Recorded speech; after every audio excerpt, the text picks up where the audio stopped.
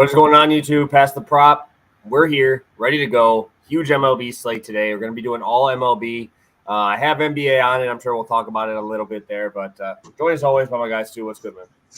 Yeah, maybe I'll toss in an NBA long shot or something at the end. But I woke up, a solid 45 minutes ago to see two of my favorite pitchers on the slate in action today. And they're not two of my favorite pitchers to watch. They're two of my favorite pitchers to fade. So had to jump in the MLB waters. Already been a very successful season, obviously, for both of us in the MLB so far. I've been trying to lock in on NBA, stay low volume on MLB. But as we keep getting that data rolling in, you're going to be seeing more plays from me as well. So definitely fired up. I love these Wednesday slates. I love the all-day action. We're getting, a 1 p.m. start, right? One of these games is going to start in just a couple hours. So make sure you guys are over that, getting those bets in as soon as possible. Don't want to accidentally forget. We've definitely all had that before. Yes, sir. Yes, sir. Obviously, it's been a pretty crazy week, honestly, dude. Like, this week has been nuts. I haven't had a streak like this in a while, man, where it's been like 6 days in a row where we're just kind of cooking right now. So hopefully that continues. I honestly I don't know many other shows that are out here, so I don't know who to compare us to. But I don't know if there's any show hotter than us right now, bro. Like, at least a consistent show, ones that are out there. Because I mean, we are. To say it's a heater right now is like an understatement at this point, because the numbers are going crazy. Yeah, it feels good. I picked us up with a couple long shots early, and then you fucking taking the reins right there. I mean, it's been an absolute heater recently, which obviously, if you're not a baseball fan, who cares, right? Let's make some money at the end of the day. If you're an NBA fan watching this show, like, you don't have to watch the games. I can tell you, I do not watch most of them. And even Justin, as someone who's in the weeds every single day, there's no possible way he could be watching all this baseball. So at the end of the day, all you got to do is, put in that bet ticket, turn it off, and come check in with us the next day and see how it went. I think that's much nicer, honestly, at the end of the day sometimes. Yeah, no, and I try to get at least two. The nice thing about having MLB TV is I can have it on my phone and on my TV. So like if my girl's watching some show that I don't want to watch, yep, the game on my phone right over here sitting. So it's been good, and yeah, we'll do our recap here. Honestly, dude, I have no idea what happened in those NBA games, so I'm gonna push it over to you and see what. I sold us down the river here. Unfortunately, nothing for Highsmith, no steal in this one, despite the heavy minutes. And then the next one is really the one that killed me, unfortunately. Oh my God, guys, we had 7 3-point attempts from Chet. Oh my God, I mean, or what? 1 for 7. 1 for 7. Oh, that one really hurt. I had so much money on that prop when Valanciunas was ruled in as well as the starter. Oh, everything went right except the result, unfortunately, right there. But hey, that one definitely had me extra motivated because that one burnt a fucking hole in my pocket on Monday. That's for sure. Yeah, no, it kind of reminds me of Brooke Lopez last night. I was at the Bucks game. Hype. First game I've watched. Okay. Doc's been there, and 2-0 this year. The first game I went to was Damian Lillard hitting that game-winning half-court shot against the Kings. So that was my first game. This is my second game of the year. One of my clients luckily gave me some free tickets. We had the aisle seat about 20 rows up. I'm like, fuck, dude, we chilling out here. So shout out to them. Had to put a bet in, my first NBA bet in probably like 3 weeks. Bobby Portis over 34.5 points, rebounds. Bobby Portis is a fucking dog, dude. It was so hyped there. What was even more hype was Tyrese Halliburton sucking ass. The dude looked awful. I fucking loved it, dude. Beverly was beating that ass bad, dude. And Nembhard tried to fight him, and then Pat Bev just does the too small on him. Like, dude, you can't do that when you're 6 feet tall, bro. He did the too small on Andrew Nembhard 3 times, and I thought that shit was hilarious. So that was pretty hyped to get out there and watch another game and watch it in person. And I didn't even have to deal with Doc, so that was Yeah, this team's going to start having to get you to games. I mean, that Dame was probably one of the best games of the season, won, and then you guys win like this totally unexpected game where, like, no offense, I mean, I didn't necessarily count out the Bucks because, wow, the Pacers suck. Like, oh my God, the Pacers suck. But, like, how do you win this game? And how did the Pacers let the Bucks like even get back into this series? You know what I mean? I kind of thought it was over. I didn't know how your day was going to be out there, but I'm glad it was fire. I'm glad, obviously, you got to see the dub right there with Portis, like you said, taking over in that one a little bit as well.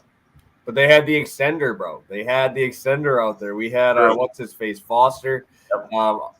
And most of the shit went against the Bucks, which I'm like, what the fuck, dude? You're the extender, bro. What are we doing here? So yeah, it was pretty nuts. And obviously, hopefully Dame gets back because, dude, the amount of good shot making from Middleton and Portis, like that's not going to happen again, bro. Like that was elite shot making. Neesmith got fouls right away, which was huge. Nemhard got fouls right away, which were big. And obviously Middleton and Portis pretty much put the team on their back. And then Beasley out of nowhere, didn't even play in the first half, comes crazy in the second. So huge game, and hopefully Dame is back. I'll recap mine. I was honestly nervous about Severino when that bullshit happened. When he gave up that hit, broken bat single for the only hit allowed, and then I think he hit a guy. But that would have been hype, dude. I play under 2.5 earned runs, and he throws a fucking no-no. Just absolutely dismantled the Cubs. Was awesome to watch. Shout out to Luis. That fastball, man, I think he threw it like 70% of the time, and dude put up a clinic there. Waldron got hit around like we kind of expected. We'll talk about that game also in a second. Dodgers first 5 over 5.5. I know it was a big number. I get it, but we still get there. Obviously, the Dodgers put up a nice little 5-piece in the top of the 5th.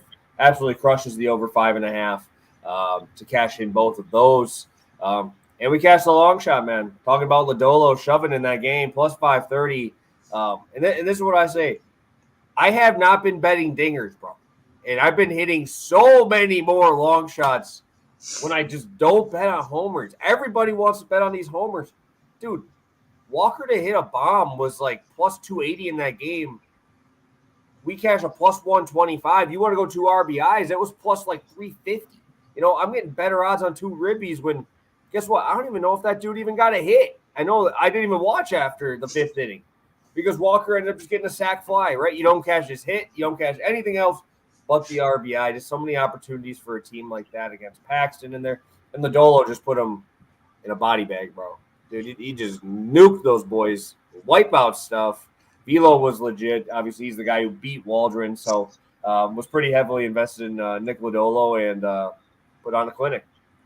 Yeah, no, you were hyping up Lodolo during the show. I remember that inspired me to play the ladder, like I said as well, which I thought was over. I thought it was cool. I saw a bunch of people saying negative things in the first inning, and I was not watching the game. So I was like, oh, dang it. I saw like, oh, he can't find the strike zone. He fucking sucks. I was like, okay, whatever, lost the long shot. And then I opened up my phone 30 minutes later, and he's absolutely destroying. And Walker, I believe, had already hit at that point. So that was a super hype long shot, obviously got both of these right here. I was a big fan of these two on the show, if anyone remembers. I was the number 1 fan over here. So I'm super glad we cashed this one because that was a great call on both of these, especially Lodolo, though. Yeah, dude. This will be my mini rant for today. This will be my mini rant because the Brewers have to be a part of my rant because these umps are fucking dog shit. But whatever. That's different. But please, guys, if you're tailing these plays, I know we're getting a lot more views and a lot more people tailing now that we're kind of on a little heater here. Please don't message in like the 3rd inning about a bet.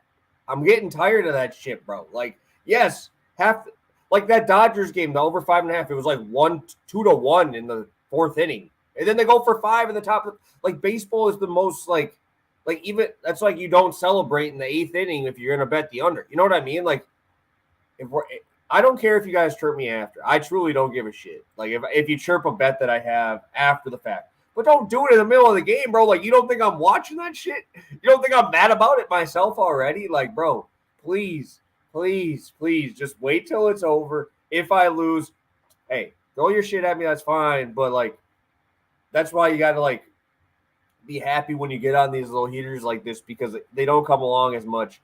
Unfortunately, because it is such a volatile sport, and that's why obviously I'm happy that we're winning the way we are. So I think you're muted there, Stu. Just so you know.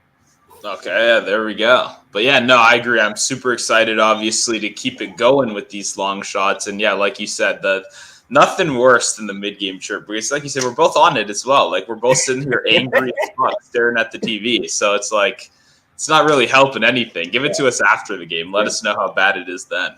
Yeah, I just wonder if people just think we just do all this work, put this shit in, and then just don't bet it or like don't play it. You know what I mean? Like, what do you think we're doing these for? Like, yes, we want to help you guys and enjoy it with us. Obviously, we have our groups that we're in and stuff that we want to make money for, but shit, man, we're just not gonna waste all that time and not play it. You know what I mean? So just on my end there, obviously with those long shots, obviously we play our long shots for half units, but 20 and 13, 14 units. I think we've hit 4 long shots.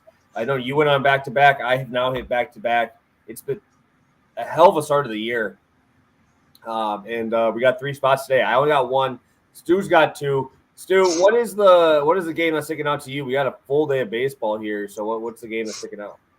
It's tough because normally I go for the pitching matchups. We got a lot of good pitchers on the slate, though, today. You know, you're thinking, I want some offense with the Yankees, Orioles. Oh, well, Corbin Burns is over there. Okay, maybe a little bit less offense. I think for me, like, I want to see Shota play, obviously, for the Cubs again. And, like, what's going on with the Mets? You know, I was kind of looking at, like, the no-win stuff in that game, and, like, it was really low, I guess, on both sides. It made me look a little bit deeper. Like, the Mets are playing a little bit better baseball than I thought they were, and it looks like even more than maybe the sports books are giving them credit for as well. So I'm curious, like, can the Cubs keep getting the life, like, sucked out of them when they're on the road? Are they going to, you know, keep being this drastic team with the home road splits? And then are the Mets going to keep kind of being scrappy? So obviously I always like seeing these pitchers, you know, that are, you know, like Shota, that have this kind of new stuff, a little bit creative, a little bit cool. So I think that'll probably be one of my, you know, my flat screen games of the week today. Yeah, I mean, dude, the Mets, yeah, remember, dude, these dudes, I think, are number 2 in MLB and ERA. Their starters are lights out right now. Cubs and Astros. Remember, I told you guys twice. Those are the 2 teams to watch out for home roads. And what did the Astros do last night? Put up a fucking 10 spot, right? At home. Dude, their OPS at home is 50 points higher than the second team in the MLB. That's the Dodgers, right? They're almost like 900 OPS at home, dude. These dudes right there, bro. So it's like, I'm not getting in the way of the Mets right now, especially when you get the Cubs on the road. Like I said, I won't be here. This is just a thing for Friday. I won't be here on Friday for a show because I'll be down in Wrigley on Saturday. So we're heading down Friday, hitting the golf course and stuff on Friday, heading down there. So I'm not betting my Brewers against the Cubs in Wrigley. As much as I fucking love my Brewers and I want them to win, bet with your freaking head, dude. And the Cubs at home are so good. It's just crazy to see how big that switch is. For me, my favorite game, I think. Oh man, do I really want to go there? I mean, obviously I want my Brewers. They're playing in that first game of the day, but I'm kind of curious how the Yankees hit Burns in this spot. I am curious how that game goes. Orioles obviously won last night. There's tons of swing and miss in this lineup, but that Soto Judge, man, that's so tough to navigate. I'm interested to see how Corbin does in that start. I'm not really interested in many of these other games. There's a lot of these other games where it's good pitchers, but it's against good offenses, right? So it makes it a little bit tougher for me to want to go to a couple of these spots unless it's like obviously a total spot. Yeah, no, I agree. I mean, yeah, it's an interesting mix of like good pitchers and bad. Like I don't see as many pitchers duels on the slate necessarily, you know, but like you said, you do have a lot of like good pitchers against kind of equally good offense, which makes it a little bit harder to find that edge sometimes. Yes, sir. Yes, sir. Stu, you ready to get it rolling here on this slate? We got 20 of you guys in here the first couple minutes here. Hit that like button, subscribe to the channel. Stu's going to drop his first spot here, and let's get it moving. Do you want to do the early game one since that one starts first?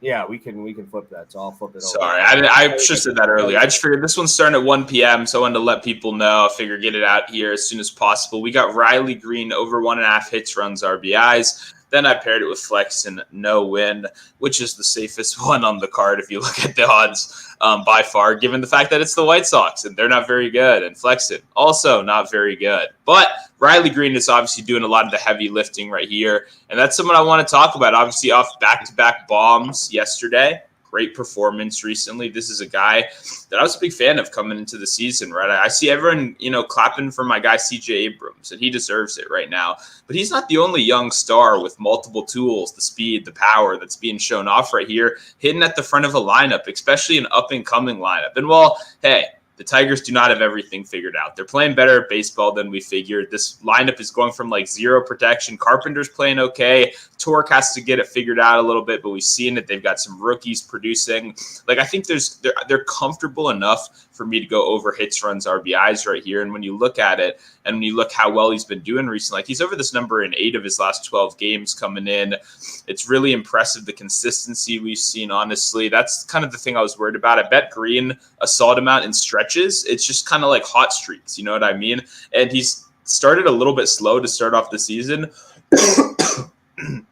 Excuse me, sorry. He started off a little bit slow to get the season going right there. But as we've progressed, he looks more and more comfortable. And for me, Mikolas is a guy I love fading. I mean, oh my God, 16 hits in his last 9 innings pitched coming out here. Consistently over a hit per innings pitch kind of guy. This is a guy, he pitches to contact. He puts the ball over the plate. He's not generating swing and misses. This is 7th percentile whiff percentage, under 20th K, right? We're not striking anyone out right here. We're throwing strikes. We're giving you an opportunity to hit the ball. When we look at what lefties are getting from Mikolas, it's going to be a sinker. It's going to be a slider. It's going to be a four-seamer. Luckily for us, all 3 of those are positive run value pitches for Green, and actually his 3 best pitches. 394 BA against the four-seamer, 316 BA against the sinker. And when we look at the slider, the BA goes down to 200.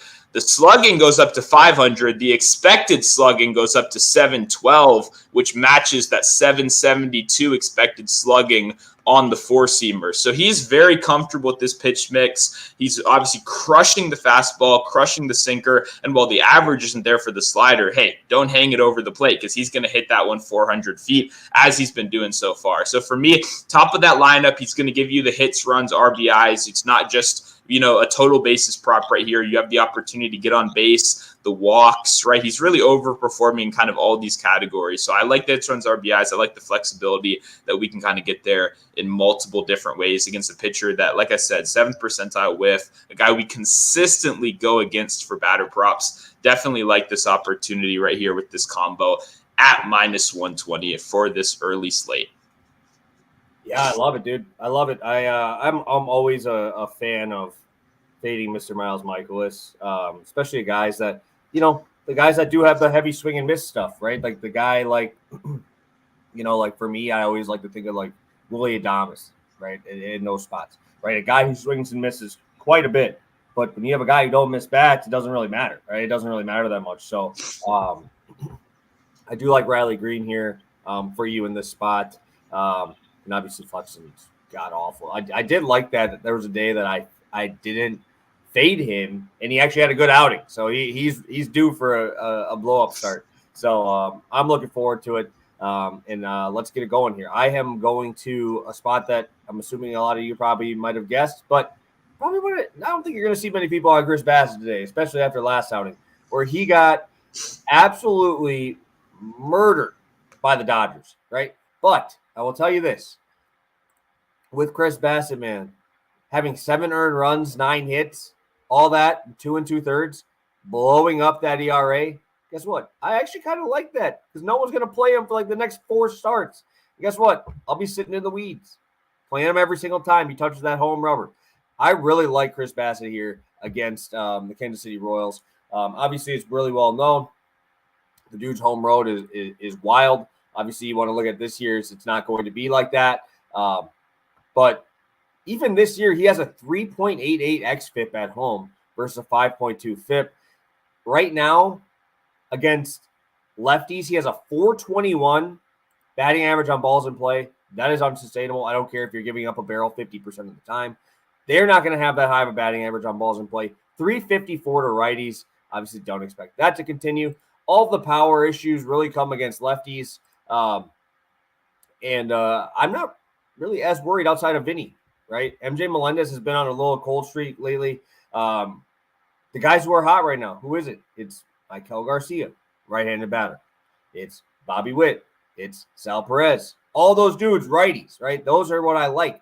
The guys you got to worry about, like I said, are going to be Vinny Pasquantino, and I love Vinny Pasquantino. I like betting on Vinny Pasquantino. But I think this is a good spot for him when you have only a couple lefties in here that you're really worried about. Like, okay, Michael Massey, decent hitter, but I'm not gonna not play this play just because he's in there. There's gonna probably be 4 lefties in this lineup. All 3 of those guys I mentioned before are all gonna get thrown into the lineup every single day.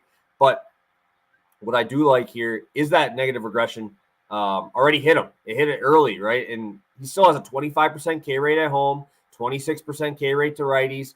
Am I worried about the numbers right now against lefties? Yes. But again, if you look at his xFIP, it is over 3 better than the actual FIP. So that's what I'm saying. Like that, in this quick of a start of the season, to see that big of a number difference, it is pretty wild. But I really want to go back to this dude. I went back to last year for numbers. He's 2-1 on this number already this year. He was 10-7 to this number last year. If you want to go to last year's numbers at home again with a bigger sample size, this dude dominates, man. He dominates at home versus road. 2.86 ERA at home versus 4.5, 196 batting average last year at home. And honestly, you start to see the normal batting average on balls in play, 241 at home, 300 on the road. Like, those are still high numbers, but 400, like a 400 on batting average on balls in play. This is what we're talking about. These are the types of guys that you want to go to, like Cole Ragans. He had a high batting average on balls in play. Guess what? He went out and shoved, and those balls that were hit hard in those first outings are now going to guys, right? You're starting to see that regression come through. Same thing happened with Luis Castillo in his first couple starts. Now he's just absolutely killing everybody. I really like Chris Bassitt today. Like I said, I don't think there's going to be many people betting him.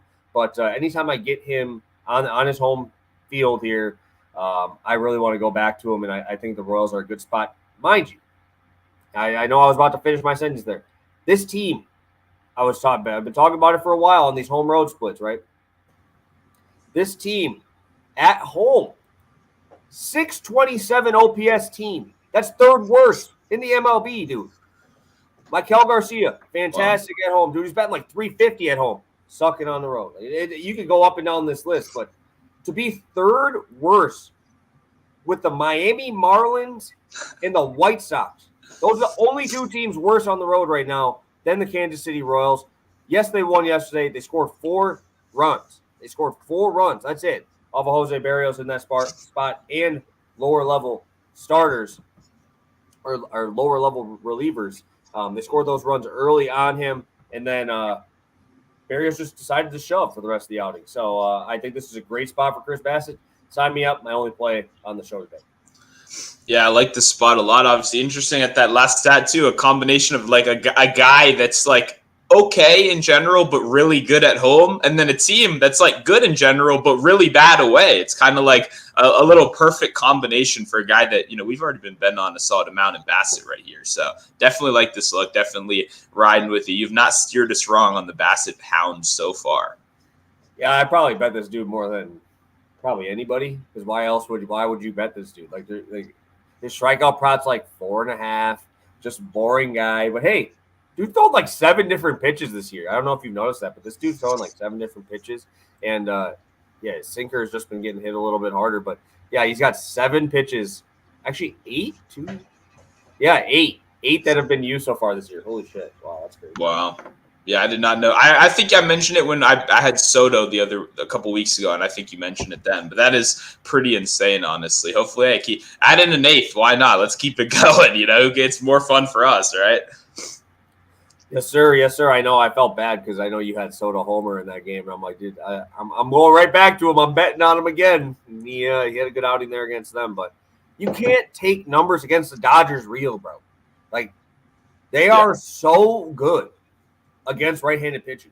Like, so good. Like, that's what I'm saying. You can skew the data however you want to make it look, but you look at this Dodgers team, like, You give up 7 earned runs in 2 innings, bro. Your ERA is fucked for the year. Like, it's fucked for probably maybe not the year, but like 3 months. It is ruined. So again, I'll keep betting the guy with a 5 ERA, knowing that, yeah, 3 Hall of Famers are in the top 3 fucking lineup. Like, yeah, I don't feel that bad. And Will Smith might be the second hottest hitter on the planet right now. So just like, this lineup is insane. And I do not want to fade them. So, all right, Stu, play number 3. I know we showed it already, but let's do it. Yep, let's end off fading the Nationals. We're on Rangers, first 5, team total over 2.5, -120. Did think about adding the Nationals in and going 4.5, but it was -135 across the board. I didn't like that price as much, but it was pretty tempting, honestly. I was looking across the board at fading Trevor Williams in general, and while you have a pitcher, right, with a mid 2s or I guess high 2s ERA, a couple wins, you're thinking, oh, this guy's pretty good, right? I mean, man, as someone that sat through and watched every one of these games, like, this is the same guy that we're talking about from last year. I would say the only difference, I've been getting some questions recently about backing him, is like, look at these last 2 teams or last couple teams you've played and kind of how it fits his play style. We're talking about the Athletics, the Marlins, the biggest ballparks in the world. This is a guy that's fully pitching to contact and wants to let you hit it around a little bit and kind of keep it inside the park, obviously. And to me, those 2 lineups, especially in the Marlins and the Athletics, just seemed as such good like buy spots for a guy like Williams, because those guys don't necessarily have like the power or these like elite lefties to kind of punish a guy like Williams. I think the Rangers is a lot different right here. Obviously, you spoke about teams that benefit at home. We know the Rangers can absolutely swing that bat at home. And for me, even with Williams pitching extremely above expectations so far this year, still struggling against the lefties. 290 batting average, over 460, 470 slugging so far this year. And the Rangers, the thing we like about them, this is a deep team, right? Even with some of the stars, not necessarily maybe like Seager, not balling out off the bat, not being quite the MVP immediately. There's so many good lefties in this lineup, right? Heim, Lowe, obviously, like I said, Seager. We even got Tavares, we got Smith, the bench guys at the end that can produce and have produced for this team. So when I'm looking at it, I want to fade Williams, and I'm looking across the board. I think I just want to go to the team right here, right? I don't want to go to a collective. Obviously, there were some really tempting names when you look at it, just to go individually. But I personally don't have that much faith in Williams. When I was looking at his props, I saw 3.5 as his earned runs number.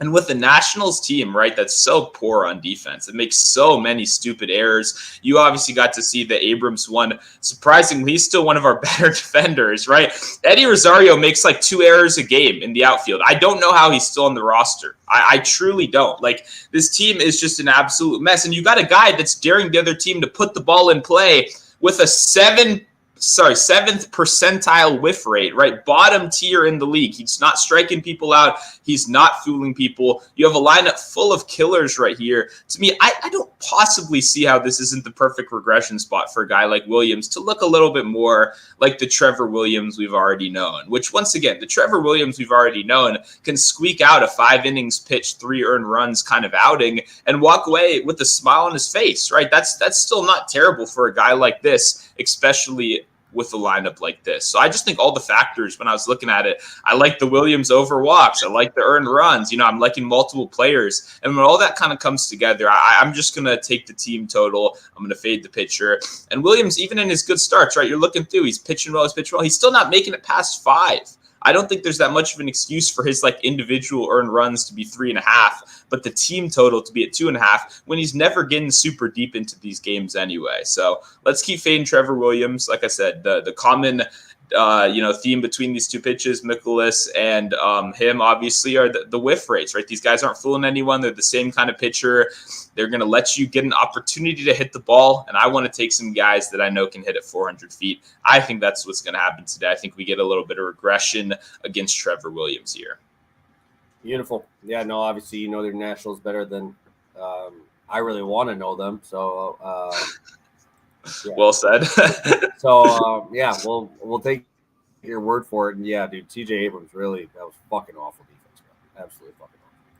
All right, I can't hate him for one thing. He helped my fantasy team last year, so we'll not get too mad about it. But let's get to our recap here, Stu. Get it rolling, and then we'll see if you got a long shot for us. Sounds good. We'll start out right here. We got Rangers first five team total, I should say, just for the NBA people. Team total over 2.5 minus 120 over on DraftKings Sportsbook. There you go. There's the team total. And then we got Riley Green. This is a 1 p.m. start, so starting ASAP, 1 p.m. EST start, so ASAP. It's very soon. We got Riley Green over 1.5 hits, runs, RBIs, paired it with the flex and win, minus 120 over on DraftKings. Beautiful. And I'll be rolling with my boy, Chris Bassett, under 2.5 earned runs for the Toronto Blue Jays. We'll be rolling with him today in this spot. Stu, let's talk here. What you got a long shot for today? Well, I don't have an MLB long shot so far, as it's very early, and I feel like we need some more, lineups and prop stuff in there. But I will say, you guys, today's NBA games, they're I don't know how to say, they're a little bit rough. It's not great, but if we're getting some of these prices that we are, I don't want to tell you guys to bet Hayward Highsmith steals again, but I do have a slightly lower odds one. I have Caleb Martin to get 2 steals at plus 280. I've got that right now. That's my closest thing to a long shot that we have so far, and it's over in the NBA. Caleb Martin to have 2 steals in this game, and I think I'll probably pair it up with a Lucas steal as well right here if I can get some odds just to push that. What do you say? 2 steals was plus 280. Yeah, for Caleb Martin. But I'm gonna check Pickett real quick. You take a look there. I think I know where I'm gonna dive in. I'm gonna do something I haven't done in this year yet. So let's take a look here. Sounds good. But for me, for Martin right here, okay, I figured we had 300. There we go. FanDuel. Let's get 300 over on FanDuel. Hadn't fully line shopped that yet. I appreciate you, Terrence, right there. Man, everything I said about Highsmith applies to Martin, except Highsmith, I think what's happening with the steals, he's still having opportunities. I think it's a good bet. It's frustrating to not bet it again right here. I probably still will with FOMO reasons. But he's the primary defender. And what you want for steals is you want people jumping passing lanes, right? And I think that's what's really separating Martin and Highsmith right here. Is Highsmith is a lot more primary on-ball defense, while Martin is shooting those passing lanes. And once again, this team is toast. They are cooked. They are done. It is over. I tried to tell it to you guys last game. It's now definitely over, right? So for me, I think Martin is a guy, like I said, what happens when it's over? You hunker down on what you're good at. It's all in on the defense. This team can't shoot. They're down Jaime Jaquez now. It's brutal. So you got to hunker down. You got to play as best defense as possible. And forcing a bunch of turnovers is really their only path to winning right here. So Caleb Martin, 2 steals, 300. That's what we're doing for our long shot today. All right, let's. I think I got mine, and it's a lot bigger than usual here, but it's going to be a different type of prop. I don't play these props like usually ever, so I'm going to be heading to FanDuel here. Okay, we're going to head to FanDuel daily prop leaders. And I'm going to head to the Phillies to be my daily highest scoring team, and it's 15-1. Obviously, they rank these so high because there is dead heat rule. So, like, if some teams tie, it'll split the money. So, obviously, if they're scoring 9 and, say, the Cubs score 9, then split, obviously, half to each team. But 15-1 on this spot, I think, is absolutely absurd, especially when the Phillies – probably have the hottest hitter in baseball at this point. Alec Boehm is just on an absolute heater. And we got Patrick Sandoval on the other side, right? Patrick Sandoval has not been good. He's been really struggling, especially with his command. Last outing was his first time not walking a guy, I believe, in I think it was 15 starts. I saw the thing was, or maybe it was, whatever it was. It was a crazy stat. I saw it when I was watching their game because I had money on the Twins in that game. But I love this Phillies team, and I like this spot in LA. You automatically get the extra at-bats out there as well. And not only does Sandoval stink, but the Angels have the worst bullpen in the MLB right now. They have the worst team bullpen ERA right now. You have a Phillies team that stacked top to bottom, and I think they're just going to absolutely unload on these dudes because when you look at this matchup, you got Zach Wheeler on the side. this is what you like to talk about. When you got momentum on your side right now that Philly can get, if they can score early, first 2 innings, I think Wheeler just rolls through these dudes, right? And when you have a pitcher that can get ground balls quick and get you out of innings quick and get you right back on the bats, I think you can start to see this momentum, and I think you can start seeing it roll. I could definitely see this game getting out of hand to the point where we could see some of those bullpen arms beat position players. I think you can start to see that. And that, give me 15-1 on this versus me taking them like -4.5, -5.5 on an alternate spread, giving me like 600. This is just a crazy number. And I think that we could see the Phillies put up a pretty big number today. Obviously, a lot of right-handed power in this lineup. Sandoval does struggle with lefties in terms of walks.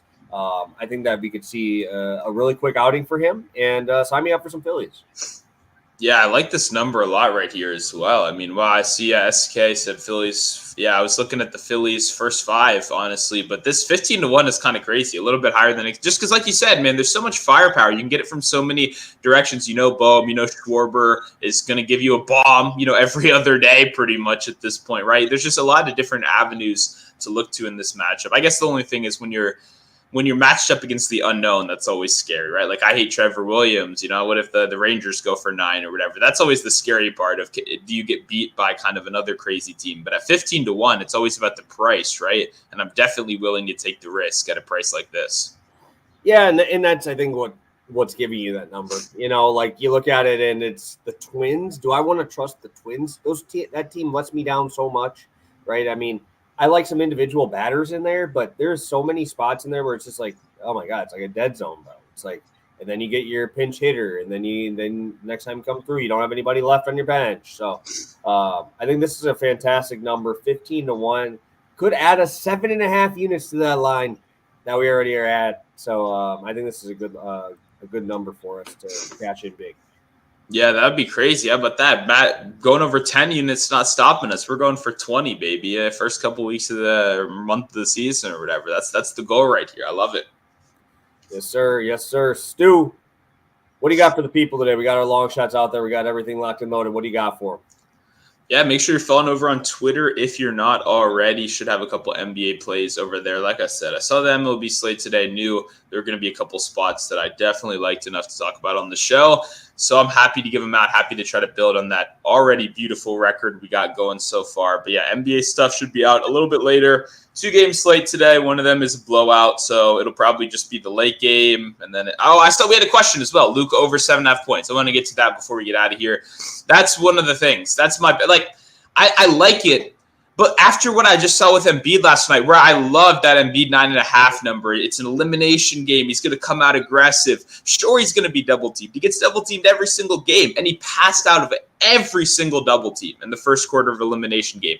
And I see what you mean about the quote of Lucas saying he's not doing enough, but man, just seeing that last game, it messes with your psyche of because we know Luka's going to get trapped and doubled all the time too. So it's is he going to be passive or is he going to have that killer instinct? And sure, the quote tells you he's going to have the killer instinct, but I think everyone in the world agreed with me that Embiid would also have the killer instinct as well, So it's kind of tough to be are we going to pass over those doubles or are we going to shoot through it? I would lean over personally, but I don't know if I'm actually going to end up playing the first quarter. But it's a good question. I wanted to get to that before we got out of here because that just kind of describes how I feel about that whole game of it's going to be traps, switches, a lot of complicated defense. So if you do see any analysis out there and it's telling you, well, look, you hit it in 40 of 55 games this year, cross that out. Literally none of that matters at all, right? This is some crazy defensive switches we're seeing. That's what happens when you get a Ty Lue playoff series, right? So definitely excited for that game. I would lean over on that prop, but personally probably not going to end up betting it. But yeah, make sure you're following over. If you want more analysis like that, if you want to ask me more questions, you can drop them in the comments of this video. You can drop them on Discord, which is free, or you can drop them on Twitter, which is also free. That's the beautiful thing about the show. It's free. And hey, if you like free content, you guys should leave a like. Every Monday, Wednesday, Friday, we are here. The easiest way to repay us is a nice like and comment. Lets the algorithm know you're enjoying the content. Share it with your friends, share it with your grandmother, and hopefully we'll keep on crushing these props. Yeah, no, you said it pretty well there. So I will let you guys get out. I will not be on Friday. I'll be back Monday for that. So we'll be back on Monday. I'm sure I'll send Stu some plays and he'll make a post for us. And it'll kind of count for here. So hopefully we'll be able to come back talking about another winning day. I think it's been like 4 or 5 in a row now. So hopefully we can continue to cash in on this MLB slate.